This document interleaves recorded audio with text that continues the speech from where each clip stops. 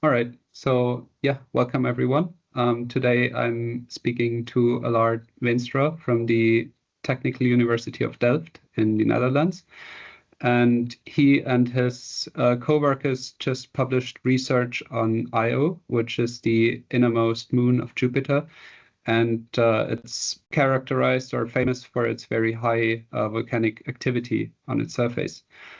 And one particular thing is that this volcanic activity is not distributed evenly across the surface, but it's focused in certain areas. And so far, we thought that this has to do with a magma ocean beneath the surface, but recent research hints that no such magma ocean exists. So before diving into your research and what you did to explain these patterns, can you walk us briefly through how the volcanic activity is distributed across the surface? But then also, what do we know about Io? So what's its internal structuring? What do we know about the geology of this moon? Sounds good, yeah. So first of all, thank you for having me on. So yeah, you did a wonderful summary already of the current state of Io research. And that also hints to the big unknown that we don't really know the interior of Io that well. We know it must be rocky and it must have a somewhat metallic core. We know that from other gravity measurements, but we don't know where exactly the melt is generated. And that's one of the questions that maybe our research will answer in due time with some more updates. Coming back to where the volcanic activity is located, so what we generally see is that there's a bit more volcanic activity around the equator, so between 60 south and 60 degrees north of the equator. Although that, yeah, there's some disputes going on, but generally it's true that around the equator there's more activity, and then especially there's an east-west divide. So Io is tightly locked to Jupiter. So one phase of its surface is always facing Jupiter. And what previous models for tidal dissipation that assumed a solid rocky core, a solid rocky body, found is that most of the heating must happen along this line. So the line that goes from Jupiter through Io. The prime meridian, as we call it.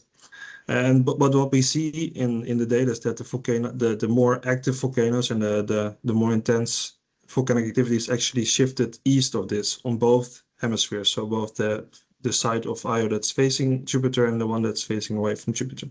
And as you said previously, we could not explain this unless we assumed the magma ocean. That does show a shift in this tidal heating, but that has been, pretty definitively been ruled out by recent measurements by the Juno spacecraft, and so our research proposes a different mechanism that still allows for this eastward shift in tidal heating to occur. Okay, cool. So one follow-up question before we dive into your work. Can you how do we need to imagine Io looks like? Is it the internal structuring? Is it something like Earth? So we have a crust and then we have a mantle and then a solid core, or how do we have to imagine it?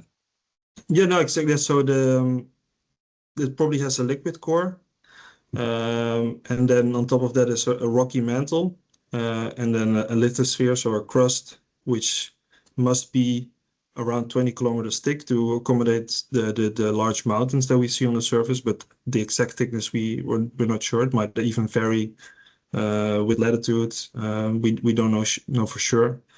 And then the question is a bit: is the mantle one homogeneous type of rock? Probably not. Or is it more like Earth, where we have a more or less viscous part just below the crust called the asthenosphere?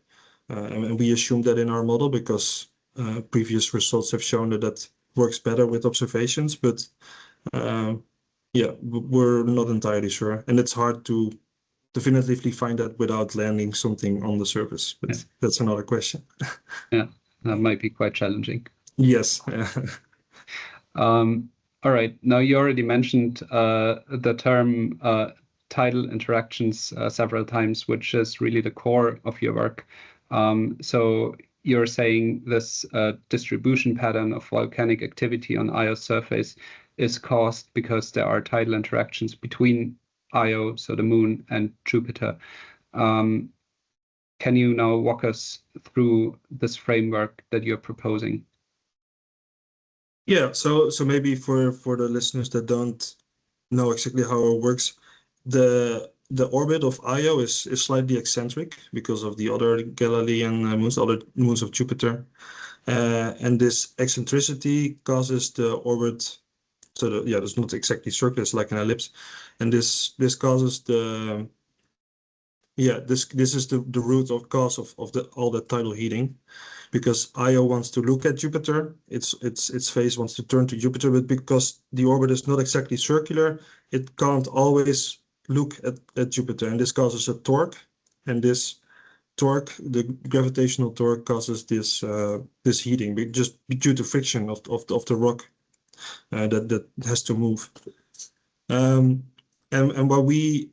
what our research is what novel is in what is novel in our research is that we take this heating that occurs due to friction and then link that to a changing property in rock, because as you heat a rock up, and especially if it's already hot, it might melt, parts melt. This will change how the rock behaves under a torque, under a stress, and this feedback between heating and then changing in how it affects how it is heated is difficult to take into account, because previous models had to assume that the properties of the rock were homogeneous in one layer. And it's just a simplification of the math, basically. And if you don't do that, it's a lot harder. And one of my co-workers, Mark Villa Navarro, made a model that made that possible, to finally model that these as we call lateral variations in properties, and we can finally investigate this feedback between heating and melt generation. And then this also explains the points where the melt is generated, and then this links back to the volcanic activity that you observe on the surface of Io.